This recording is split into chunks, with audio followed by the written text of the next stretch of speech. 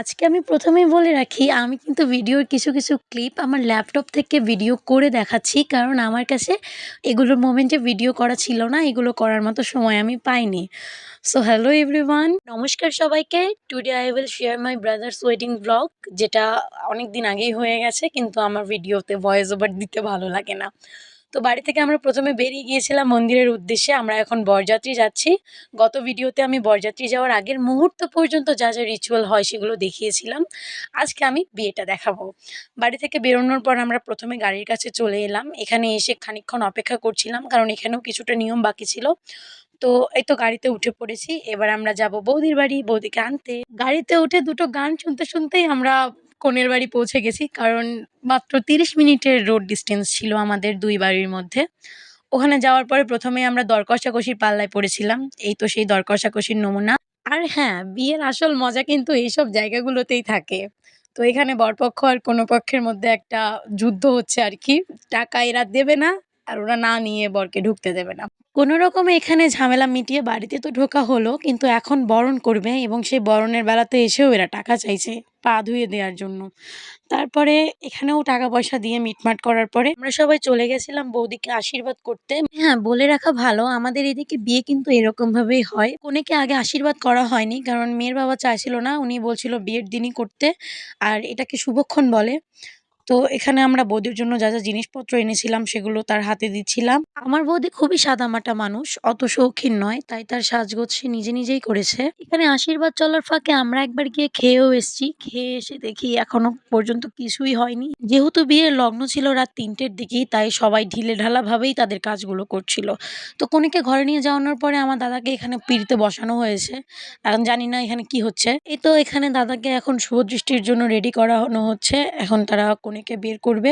আর আমি শুভদৃষ্টির ক্লিপটা নিতে পারিনি, কারণ আমি তখন ফুল ছেটাচ্ছিলাম মনে হয়। আর শুভদৃষ্টি শেষ করার পরে সম্প্রদান হয়েছিল, এবং এটা ছিল সাজো বিয়ে। বাকি সবকিছু বাসি বিয়ের রিচুয়ালে হয়।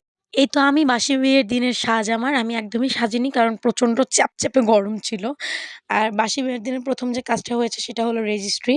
রেজিস্ট্রার এসে এখানে রেজিস্ট্রি করিয়ে নিয়েছে। বাংলাদেশের বিয়েগুলো পশ্চিমবঙ্গের বিয়ের মতো নয়। মানে এখানে রাতের বিয়েতে শুধুমাত্র শুভদৃষ্টি আর সম্প্রদানই হয়, এবং পরের দিন গিয়ে বাকি সবকিছু করা হয়। এই দুপুর ২টো নাগাদ বাসি বিয়ের পর্ব শুরু হয়ে গিয়েছিল। এই তো তারা দুজনেই বসে পড়েছে। আমাদের সনাতন ধর্মাবলম্বীদের বিয়েতে অগ্নি, জল, দেবতা সবকিছু সাক্ষী রাখতে হয়, এবং এখানে যজ্ঞ করা হচ্ছে অগ্নিকে সাক্ষী রেখে ৭ পাক ঘুরবে পরে। এটা কিন্তু মূলত ৭ পাক ঘোরার ভিডিও ছিল। মানে একবার করে ঘুরছিল, আর কুলো থেকে এক মুঠো করে খই নিয়ে আগুনে ছেটাচ্ছিল।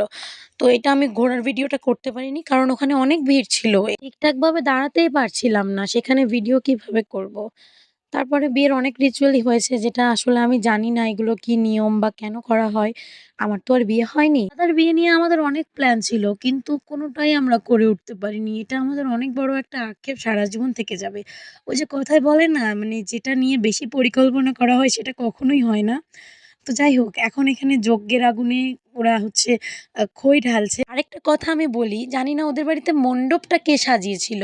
এত নিচু করে সাজিয়েছে যে এক প্রান্তে দাঁড়ালে অপর প্রান্তে ভিডিও করলে শুধু মানুষটার হাত পা দেখা যাচ্ছে, মুখ দেখা যাচ্ছে না। এখন আমি দেখাবো বিয়ের মেন পর্ব, সিঁদুরদান পর্ব। সবচেয়ে সুন্দর পর্ব এবং একটা সুন্দর মুহূর্ত। এবং এই যে সিঁদুর আজকে পরিয়ে দেবে, যতদিন বাঁচবে এটার ভার বহন করতে হবে। আমার বৌদি তো সিঁদুরদানের মন্ত্র পড়ার সময় থেকে চোখ বন্ধ করে রেখেছে। জানি না সে কি ভাবছিল, হয়তো চোখ বন্ধ করে সে তার নতুন জীবনের পরিকল্পনা করছিল। এখন যেটা হবে সেটা হলো, আমার বৌদির কপালটা ফেটে যাবে, এবং এই ফাটা কপাল নিয়ে তাকে সারা জীবন থাকতে হবে। যদিও আমার দাদার অ্যারেঞ্জ ম্যারেজ, কিন্তু আমি জানি না সিঁদুরদানের পর আমার বৌদি কেঁদে ফেলেছিল। পরে আমি তাকে জিজ্ঞেস করার পর সে বলছিল তার নাকি তখন ছোটবেলার কথা খুব মনে পড়ছিল। সিঁদুরদান পর্ব শেষে এবার এখানে পাশা খেলা শুরু হয়ে গিয়েছিল, এবং পাশা খেলায় আমার বৌদি কিন্তু আমার দাদাকে ইচ্ছে করেই জিতিয়ে দিয়েছিল।